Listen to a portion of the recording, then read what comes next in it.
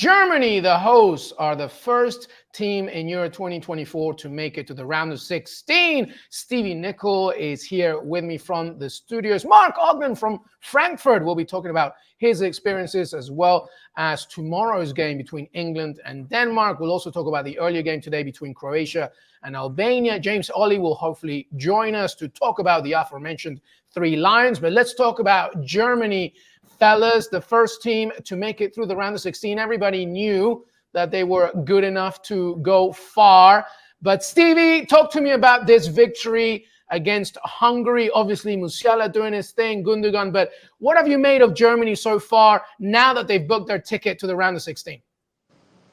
Well, I think, again, today, no question, the opposition was a little bit tougher in Hungary than Scotland were.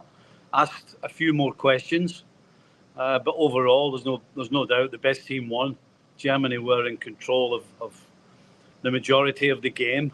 Probably didn't test the goalkeeper as much as they would have liked to, but really ran the show.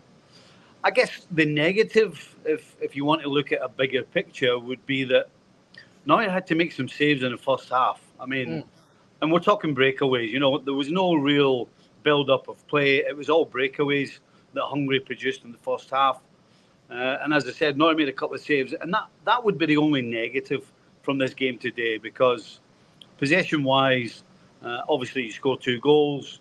Can't complain about that. But the little negative would be defensively, maybe against more clinical finishers and maybe better sides, that would go against them. I think if I'm Nagelsmann, I'm looking at, do I really leave the 2 centre-backs, Tah and Rudiger, on their own? Because the 2 full-backs are gone all the time. Toni Kroos isn't going to stop many teams on the break. So that would be the only negative. But other than that, deserved victory, a couple of good goals. For me, Gundogan was the man of the match, involved in both goals. And I think he's a great foil for Musiala and Wirtz. So, yeah, another positive game for Germany. And as you said, qualified for the next stage, deservedly so, and you don't want to play them. That's the bottom line. That is the bottom line. As you mentioned, some great talent there. Musiala doing his thing. Ilkay Gundogan, what a tremendous technical player he is. Mark Ogden, let's stick with that point that Stevie Nicol was talking about, because yes, it was a win. Yes, it was tougher, obviously, than the first game against Scotland. I know Stevie doesn't want to hear about that one anymore, but there was a point about the fact that Hungary did attempt 11 times. And there was one specific moment as well, I remember. It probably won't be talked about enough, but it was 1-0 to Germany. Hungary were knocking on the door. Dominik Szoboszlai took the shot, and it took a really good block from Tah to really deny them. So there were moments. What do you make of Germany, their chances in the round of 16, and also the big question, right? What happens when they face tougher opposition? Well, I think that Germany already they've grown into the tournament, because they came into the tournament with people thinking that they might not even get out of the group because they've had such a terrible time in the last 18 months that, you know, this was an awkward group in the sense that Switzerland aren't bad. Hungary have shown, you know, in recent, you know, months that they can beat teams. And Scotland have had a good run at times as well. So it was a difficult group, but, you know, they've absolutely obliterated Scotland. They've beaten Hungary. I think, obviously, Switzerland is next up. And if Switzerland beats Scotland tonight, then that game is a battle for top spot. And, you know, it's kind of important that Germany win the group, because it's a lot easier for them to qualify for the latter stages if they top the group. So, for me, there hasn't been an outstanding team in the tournament yet. And I think, you know, Germany's impressive performance against Scotland was tempered a little bit today. But there's still, you know, Musiala is clearly going to be, you know, one of the big stars of the tournament, and Wirtz as well. And they just look like a team that is growing in confidence. And I think that the nation's beginning to believe in Germany as well now. So, you know, clearly they've got issues there. They've got, like Stevie said, defensively that they could be picked apart. But I don't think anybody's going to want to play Germany with the home backing, with Musiala playing as he is. You know, he just wriggles through players. He's just got this amazing talent to beat players, and he's like a worm at times. He just finds a way through. And I think, you know, he's getting confidence as well. So if I was German, I'd be really confident going into the final game in the knockout stages. Because I think Germany have got a bit of momentum now. I think that, for me, I think they're the favourites.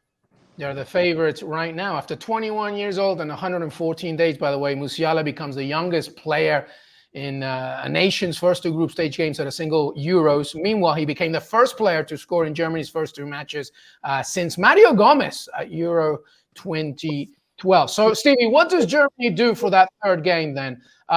Just rotate the squad, just keep going, because clearly, as you mentioned, there are vulnerabilities, there are weaknesses. Do you think Nagelsmann should keep that steam train rolling, or maybe just like ease off as they look ahead to the round 16? I mean, I guess this really depends on Nagelsmann's thinking. Personally, I would prefer to just keep on steam rolling. You just keep playing well, and regardless of the opposition, if you play well and you get in a position where you're not scared to play anybody and the momentum's going, as Oggy said, then you keep winning. But if Nagelsmann's thinking, well, you know what, if he can look at all the other groups and try and figure out what might happen or what will be in concrete by the time they play Switzerland, he might decide that, okay, I'll take a win if we get it, but I can also play a lot of other players, not just to give the so-called first team a rest, but to give other players time on the field so that, injuries, suspensions, just whatever might happen, then when I have to make changes, then it's seamless. So it really depends on Nagelsmann. As a player, though, I just want to keep winning. If I'm playing well, if I'm scoring goals in particular, if I'm Musiala, I just want to be on that field. I want that ball at my feet. And I want to get after whoever they put in front of me. So from a player's point of view, I think you just keep steamrolling along.